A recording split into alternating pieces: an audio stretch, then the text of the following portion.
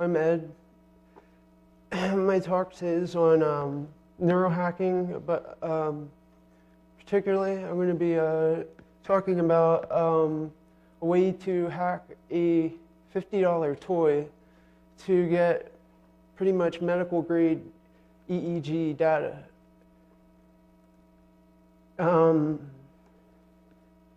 apologize, my slides weren't, I had to restore some of it, so this is a quote from William Burroughs. I really like it. Anything that can be done chemically can be done by other means.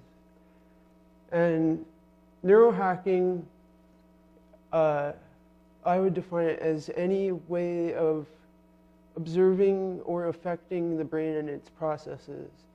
It can range from using chemicals or electronic devices to manipulate the brain.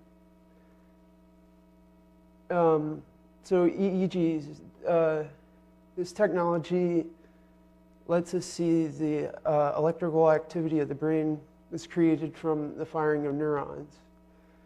And the information that you get from an EEG can be used to diagnose or treat certain disorders. They can also be used to control computers or video game consoles in brain-computer interfaces. And the data can also be used in a process called biofeedback or neurofeedback. Some people use it to help increase their attention or to help focus or relax. Some of the earlier forms of neurohacking involved stroboscopic light, such as the Dream Machine, which was a spinning disc with a light suspended in it that flickered the light at a certain rate. And with an EEG, you could test to see if the rate at which the light's blinking was synchronizing to your brain waves were syncing to that same rate. So to build an EEG for pretty much less than $75, there's the Open EEG project, and they've done a lot of really good things. They have several different versions of equipment, I believe, but most of them cost anywhere from $200 to $400 and upwards to build and assemble. So the MindFlex you can pick up on Amazon or some toy stores for like $50, and you can use either.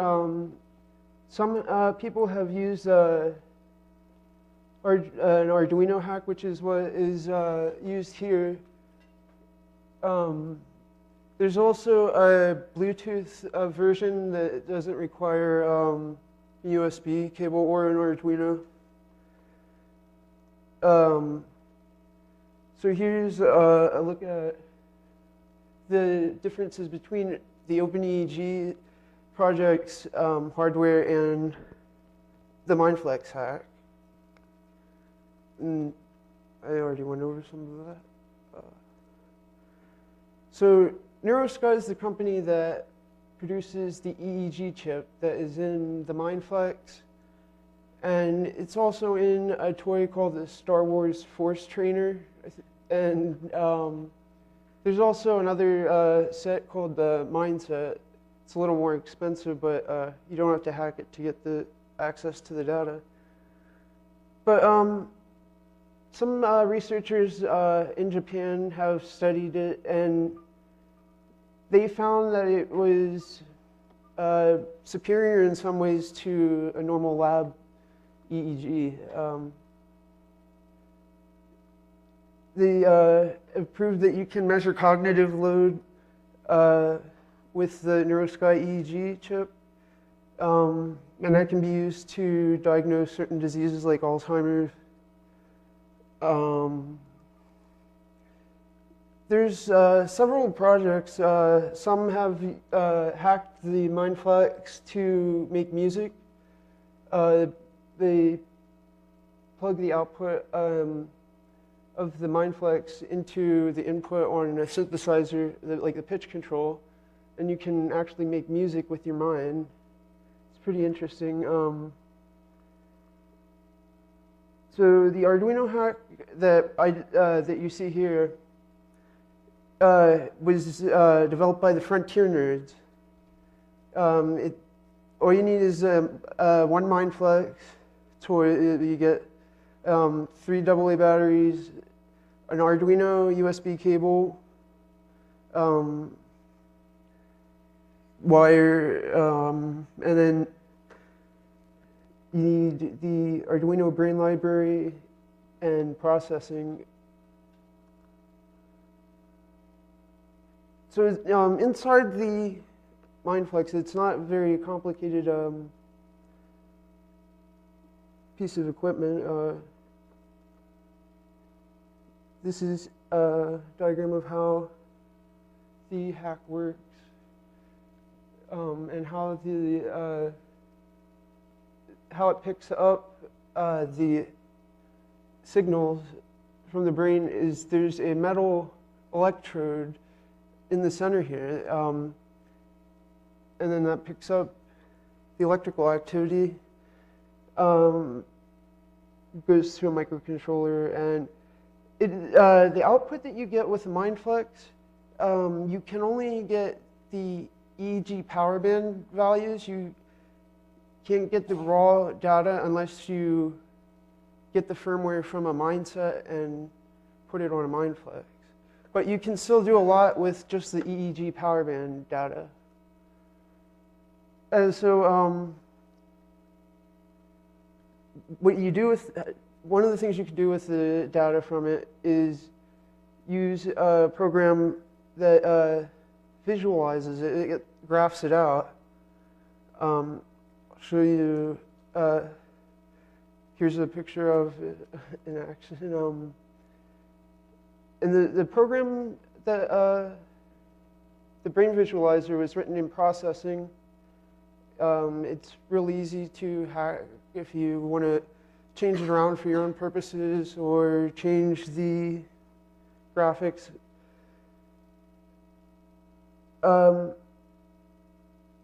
Now, to interpret the data, you could go to college to learn, if you want to really learn about it, but you can get a pretty good idea of what some of the data is.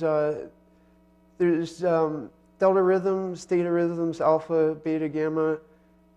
It also can pick up something they call meditation and attention values. Excuse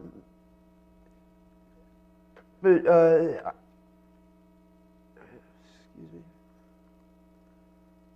And a better cheap off-the-shelf EEG technology is from a company called Emotive. They released a product called the Epoch. And this uses 14 EEG sensors, which, unlike this, which uses one electrode,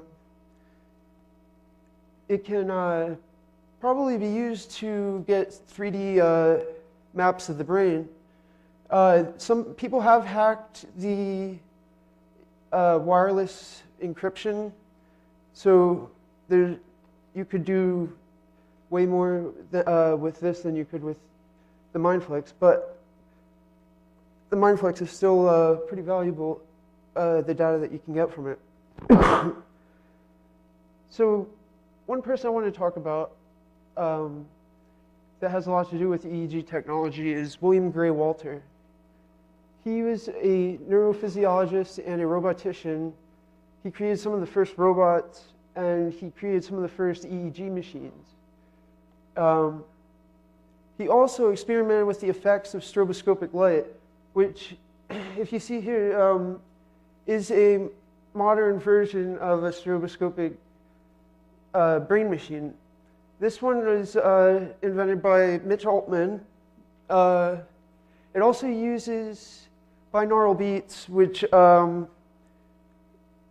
pulse at the same rate as the light flickers.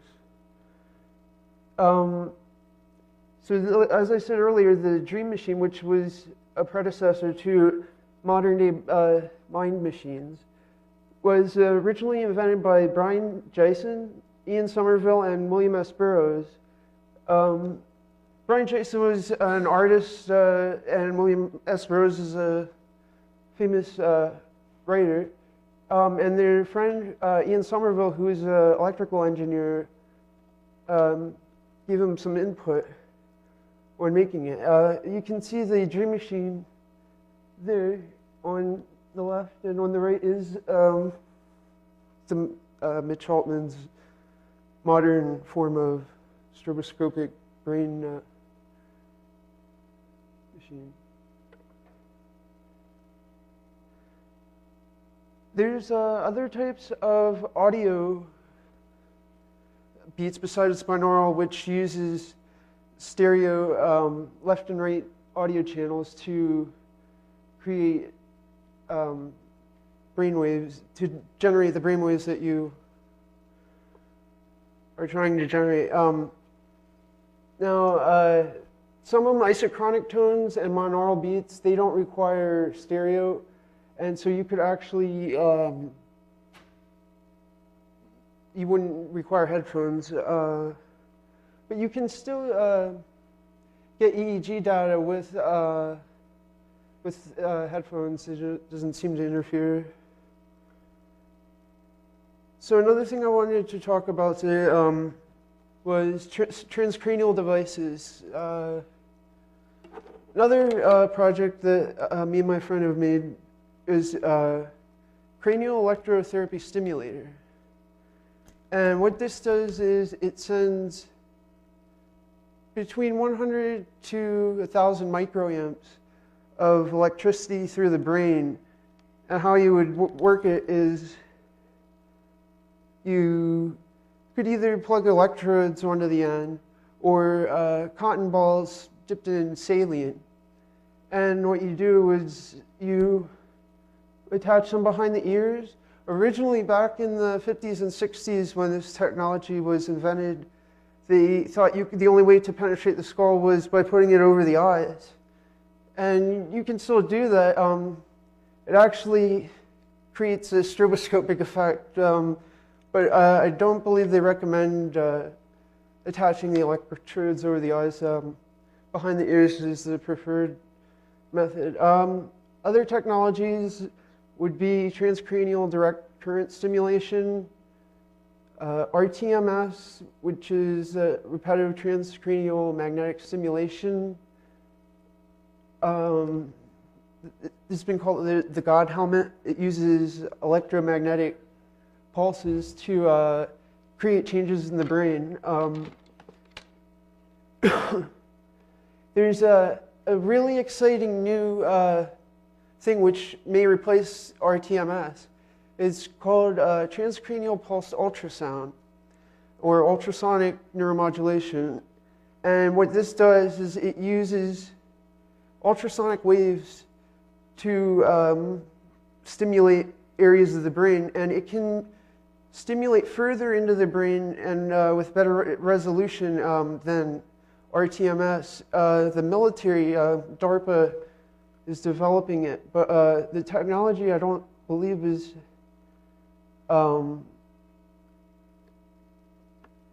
beyond what hackers could do. There were a project to create open source transcranial magnetic stimulation devices, OpenRTMS and OpenStim, but I don't believe either project has released a blueprints for hardware or OpenRTMS and OpenStim is the other. Yeah. So back to the cranial electrotherapy stimulator. It's also been referred to as neuroelectric therapy, which is just another name for it.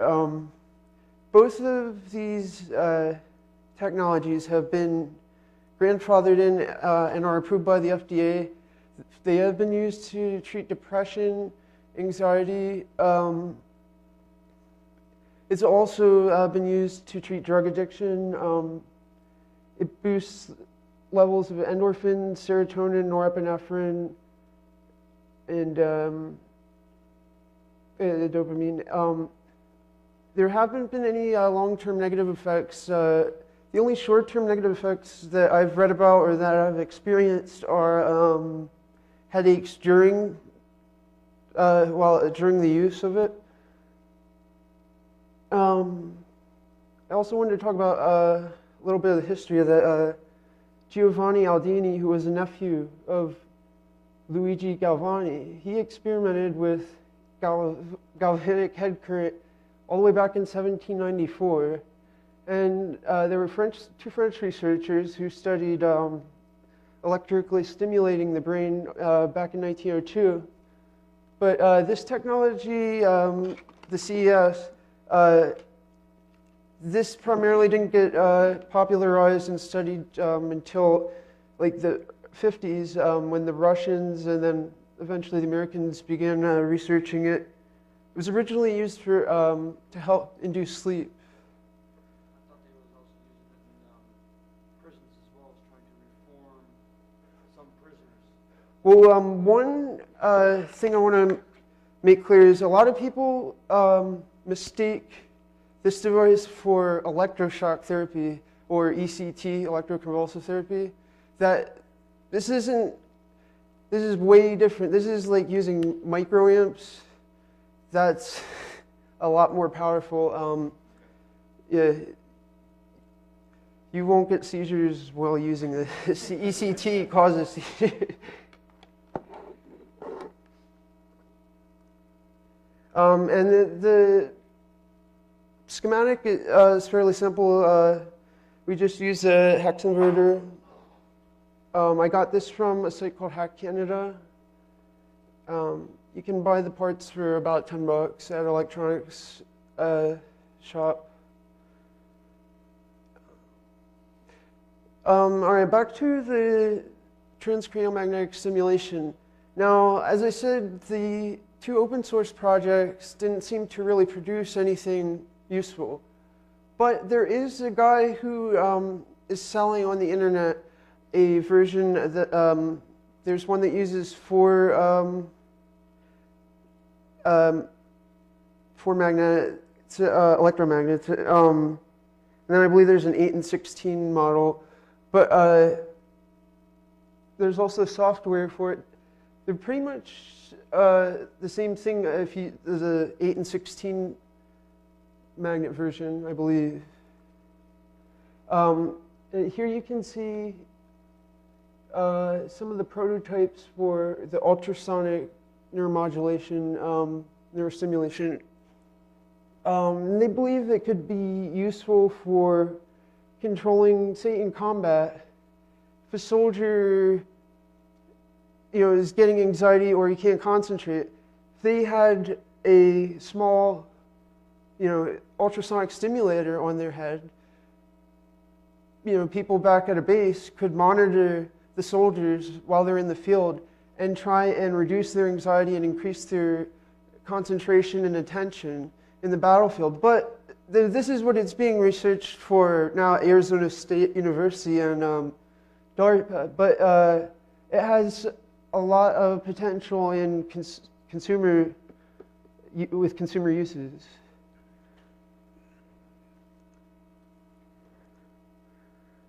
And then other means of hacking the brain are research chemicals, botanicals, nootropics, pharmaceuticals. These are older forms of, or more traditional forms of causing changes in the brain. With the ultrasonic neuromodulation, we may be able to more accurately control which neurons fire and basically control our own minds to any level we want to. There's I wanted to show the a little bit about the brain grapher, the visualizing program. It gives you an output in numbers, but it converts that into a graph, and you can record this, and then you could use that to basically for neurofeedback or biofeedback. Yeah. Same neurofeedback, biofeedback, pretty much the same thing, I guess. Yeah. I have one to credit. The MindFlex hack was originally made by the Frontier Nerds, and the Bluetooth version of the hack, Mog and Tim from Makers Local 256 made that. And if anybody's interested, here's the 2 papers I mentioned about research into the MindFlex EEG technology. Does anybody have any questions?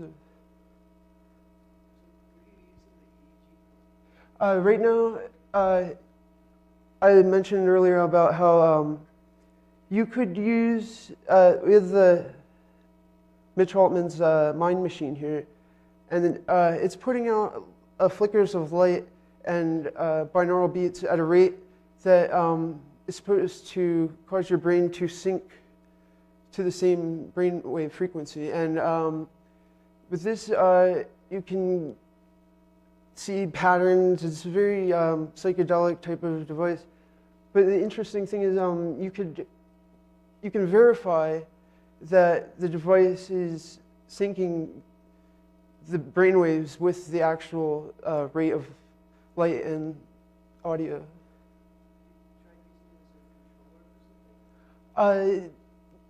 Yes, there was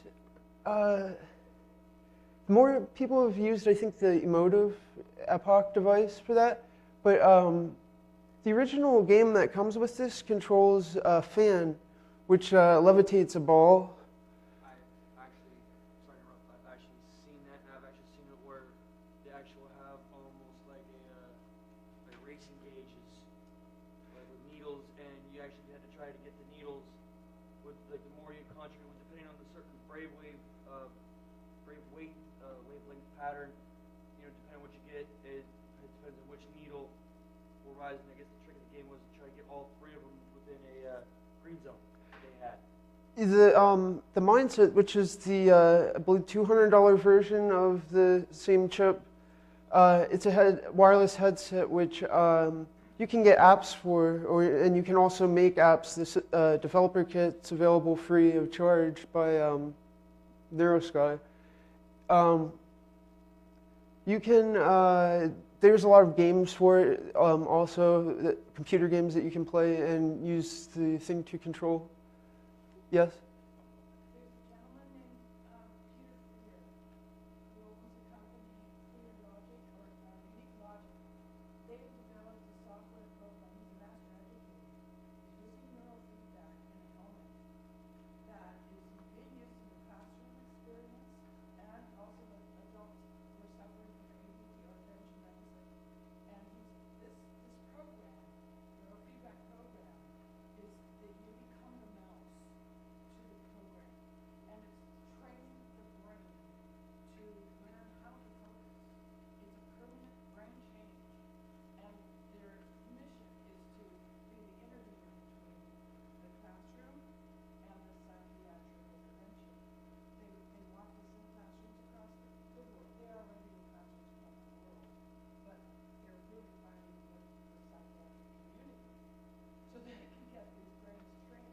What is that called? It's called, the program is called Play Attention, attention.com. It's pretty And, interesting. it's in Fletcher, North Carolina. I've heard about other technology that uses the brain to control things. And I think they could be really useful for people that have disabilities, multiple sclerosis, and other. Have you heard of any about some of these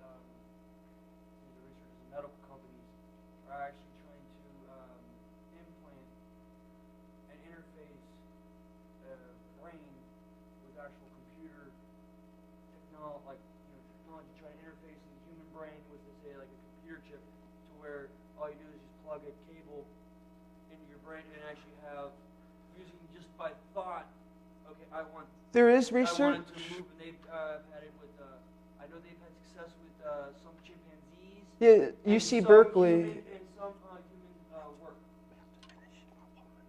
All right.